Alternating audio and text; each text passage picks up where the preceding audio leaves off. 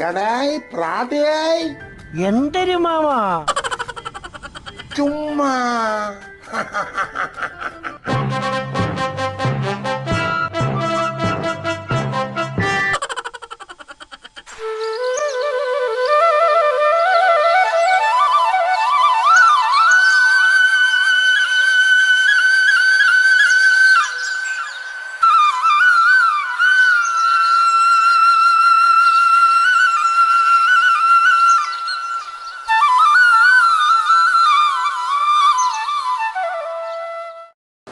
എടേ പ്രാതിയായി മാമ ഇവിടെ ഇരിക്കായിരുന്നാ? ഇങ്ങോട്ട് വാ ഞാൻ കണ്ടില്ല മാമ.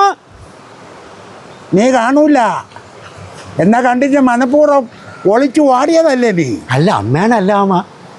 ഇറക്കാ എടേ ഇതില്ല മാമ. പത്രക്കാരൻ ശശിയായിട്ട് എന്താ പ്രശ്നം?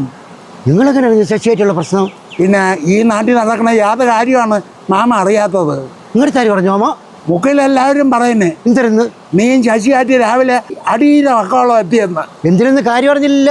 എന്തിനാണ് കാര്യം? നീ അവന് പത്രത്തിൻ്റെ പൈസ കൊടുത്തില്ല അന്ന്. പൈസ കൊടുത്തില്ല. ശരി തന്നെ. എങ്ങനെ കൊടുക്കും? എന്താടാ മാസാമാസം പത്രത്തിൻ്റെ പൈസ കൃത്യമായിട്ട് കൊടുക്കണ്ടടാ, വായിച്ചതല്ലേ? എൻ്റെ മാമ മാസം എത്ര രൂപയാണ് പത്രത്തിന് ഞാൻ കൊടുക്കണമെന്ന് അറിയാമോ? എത്ര രൂപ കൊടുക്കണം? 285 രൂപ. അത് നീ മാത്രമല്ല, നമ്മളെല്ലാവരും അത് തന്നെ കൊടുക്കണത്. ഈ മാസം വന്നത് എത്രയാണെന്നറിയാം ബില്ല്? എത്ര? 330 രൂപ. അതെന്താടാ 45 രൂപ കൂടുതലല്ലേ? അതാണ് ഞാൻ അവൻ്റെ ചോദിച്ചത്. ഈ 45 രൂപ എന്താ കൂടുതലെന്ന് ചോദിച്ചു. അപ്പം എന്തെന്ന് പറഞ്ഞേ? ഈ മാസം ഡിസംബർ അല്ലേ ഇത്? ഡിസംബറിൽ എന്തെങ്കിലും പ്രത്യേകിച്ച് പേപ്പറിന് വില കൂടുമോ? മാമ അടുത്ത മാസം ജനുവരി അല്ലേ? ഓ, അടുത്ത മാസം ജനുവരി ആകുമ്പോൾ എന്തായിരുന്നാലും പേപ്പറിന് പൈസ കൂടും. എന്തായിരുന്നു കാര്യം മനസ്സിലായോ നിങ്ങൾക്ക്? ഇല്ല, എനിക്ക് അറിഞ്ഞൂടാ. മാമ ന്യൂ ഇയർ വരെ അല്ലേ, അപ്പൊ കലണ്ടർ ഇറക്കൂലേ? ഓ, കലണ്ടറിന്റെ പൈസ. ഓ 45 രൂപ.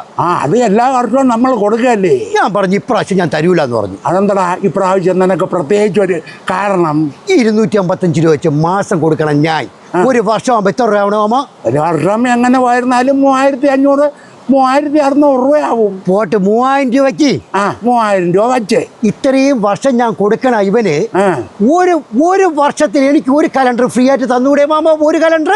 എടാ, അതിന് പത്രത്തിന് കലണ്ടർ അടിക്കുന്നത് ശശിയുടെ വീട്ടിലല്ല, കമ്പനിയിൽ നിന്നല്ലേ അടിച്ചു കൊടുക്കണത്. എവിടെ നിന്ന് അടിച്ചാൽ കമ്പനിയിലല്ലേ എനിക്ക് പത്രം കൊണ്ടുവരണം. ഈ ശശിയല്ലേ എനിക്ക് പത്രം കൊണ്ടുവരണത്. അപ്പൊ എനിക്ക് പത്രക്കാരൻ്റെ അടുത്തല്ലേ മാമ ചോദിക്കാക്കോളൂ കലണ്ടർ ഫ്രീ ആയിട്ട് തരാൻ. ചേട്ടാ ചെറുക്ക, എടാ നമ്മൾ ഈ വർഷം ഒരു കലണ്ടർ വരുമ്പം 45 രൂപയുടെ കൂടുതൽ കൊടുക്കണം.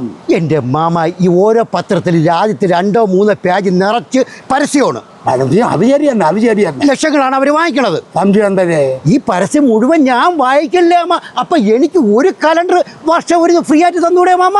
ശരി തന്നെടാ, ഒരു ഫ്രണ്ട് പേജ് പരസ്യത്തിന് ലക്ഷങ്ങളാണ് ഇവര് വാങ്ങിക്കുന്നത്. അപ്പൊ എനിക്ക് കലണ്ടർ ഫ്രീ ആയിട്ട് തരാല്ല? നിനക്ക് മാത്രമല്ലടാ, ഈ വായിക്കുന്ന എല്ലാവർക്കും ഒരു കലണ്ടർ ഫ്രീ ആയിട്ട് കൊടുക്കുന്നത് അവരുടെ കടമയാണ്. കൊടുക്കണം, കടമയാണ്. അതെ ഞാനും ചോദിച്ചോളാം. അതുകൊണ്ടാണ് ഞാൻ പറഞ്ഞത് ഞാൻ പൈസ തരൂല.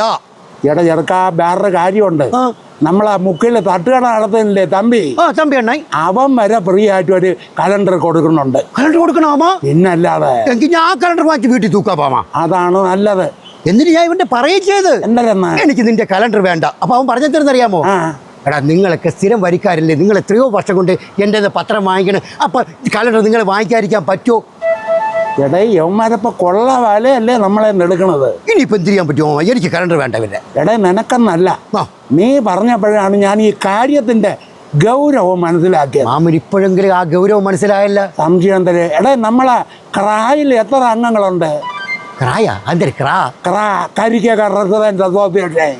അങ്ങനെ തെളിച്ച് പറയും നിങ്ങള്. 95 പേരുണ്ടോ? 95 കുടുംബം, 95 വീടുണ്ട്. ഓ, നാളെ മുതല് ഫ്രീ ആയിട്ട് കലണ്ടർ തരാത്ത ഒരൊറ്റ പത്രവും നമ്മളെ റെസിഡൻസ് അസോസിയേഷന്റെ ഗേറ്റിനകത്ത് കടത്തി വിടരുതെന്ന് സെക്യൂരിറ്റി ഭാസ്കരന്റെ അടുത്ത് പ്രത്യേകം പറഞ്ഞത് തന്നെ. വാ